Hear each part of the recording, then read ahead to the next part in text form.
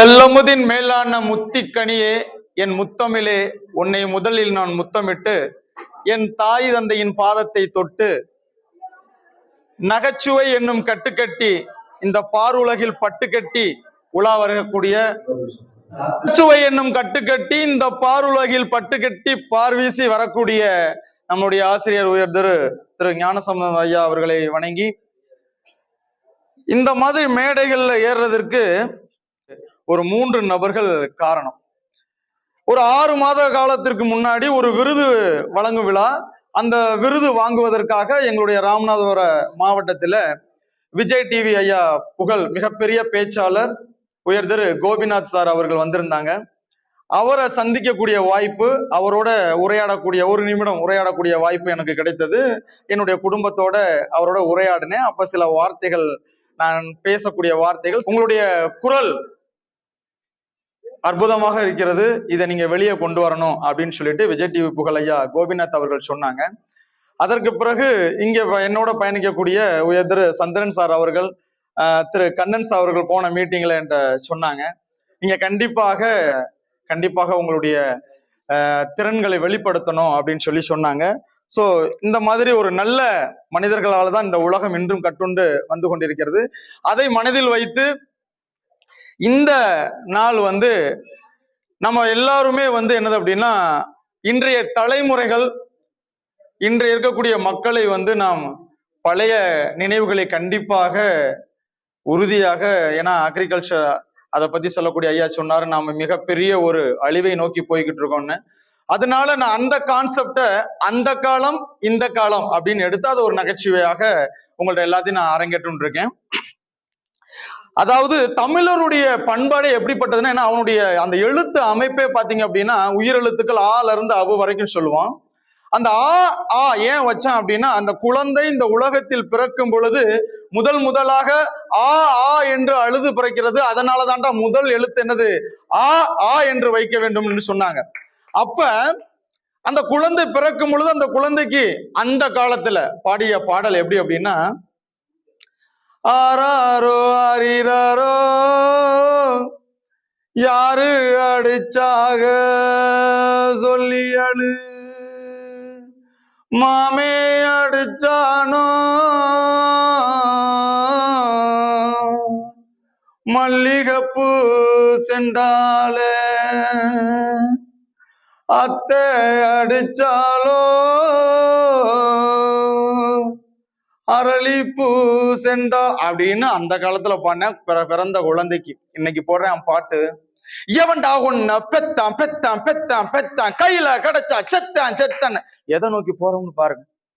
அதற்கு அடுத்த எழுத்து ஈ என்று தமிழன் உருவாக்குனான். எதற்காக அப்படின்னா, ஒரு அடல்ட் ஏஜ் வரும் பொழுது அவன் எதிர்பாலினத்தை பார்த்து தன்னுடைய பல்லை என்று என்னது காமித்து சிரிப்பான். அதனால அவனுக்கு வச்சான் ஈ என்று அடுத்த எழுத்து. அப்ப இந்த காதலை கூட அந்த காலத்துல அருமையா பெண்கள், ஏன்னா இன்னைக்கு இருக்கக்கூடிய பெண்கள்லாம் பார்க்கும்போது குடும்ப பெண்களாக, ஏன்னா இன்றைய காலம் பெண்ணாக பிறந்து பொன்னாக வாழக்கூடிய இந்த மாண்புமிகு மகளிரால் தான் இந்த உலகமே இன்று கட்டுண்டு இருக்கு. அது உண்மை. இதுதான் நீங்க நல்லா கிளாப் பண்ணலாம். மிகப்பெரிய சக்தி இந்த உலகத்துல, ஆண் சக்தியை ஆளக்கூடிய சக்தி, மிகப்பெரிய சக்தி பெண் சக்தி. அதுல போட்டு அன்ற காலத்துல அந்த காதலை கூட அழகா சொன்னேன். எப்படின்னா, ஆடியில செய்தி சொல்லி அவனியில் தேதி வச்சு செய்தி சொன்ன மன்னவருதான். எப்படி சொல்றான் பாருங்க. ஆடியில செய்தி சொல்லி அவனியில் தேதி வச்சு செய்தி சொன்ன மன்னவருதான், எனக்கு செய்தி சொன்ன மன்னவருதான், குங்குமத்தை வச்சு என் நெத்தியில வச்சு உறவு. அப்படி அழகா சொல்லியிருக்கான் பாருங்க. அவ்வளவு ஒரு அழகா அந்த காதலை அந்த காலத்துல சொன்னேன். இன்னைக்கு சொல்றேன், நீ பார்த்துட்டு போனாலும் பார்க்காம போனாலும் பார்த்துக்கிட்டே தான் இருப்பேன். நாண்டுகிட்டு ஷா பார்க்கலன்னா ஷா எதுக்கு இருக்க? இவ்வளவு அழகா பாருங்க. அந்த காலத்துல அப்படியே ஒரு அற்புதமாக எல்லாமே சொன்னேன்.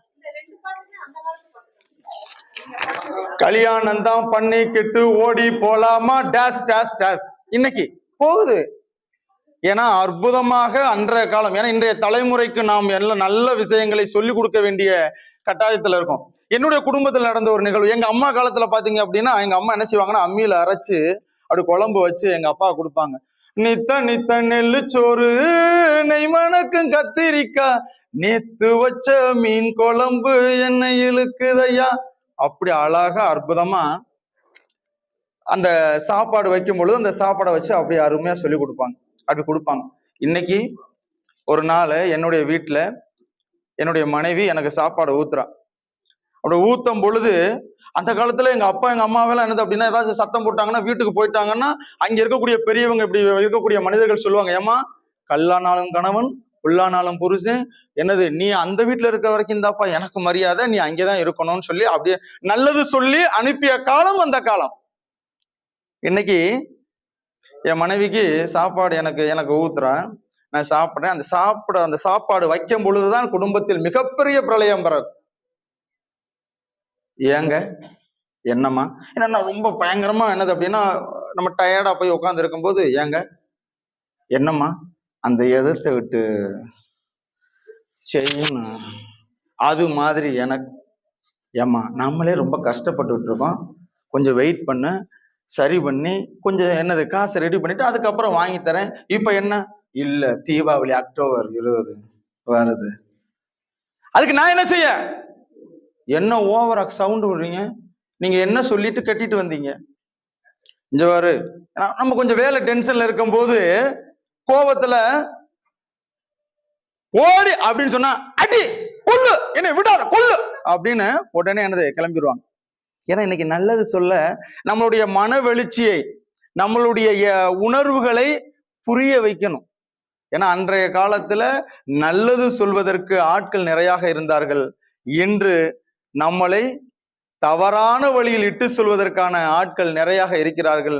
நம்மை போன்ற இது போன்ற மாமனிதர்கள் இருக்கக்கூடிய இந்த சபையில், ஏன்னா இந்த வாழ்க்கை மிகப்பெரிய ஒரு பொக்கிஷம், நம்மளுக்கு கிடைத்த மிகப்பெரிய பொக்கிஷம். அதிலும் நாம் எல்லோரும் நகைச்சுவை மன்றத்திற்கு அரங்கேற்ற இங்க வரக்கூடிய இந்த மாதிரி பாக்கியம் மிகப்பெரிய பாக்கியம். நம்மளால் நிறைய நல்ல உறவுகளையும் வளர்க்க முடியும், நல்ல மனிதர்களையும் வளர்க்க முடியும் என்று கூறி, அந்த காலம் இந்த காலம் எந்த காலமாக இருந்தாலும் நம்மை போன்றவர்கள் இருக்கும் வரை அது சிறப்பான பொற்காலமாக இருக்கும் என்று கூறி வாய்ப்புக்கு நன்றி கூறி விடைபெறுகிறேன். நன்றி, வணக்கம்.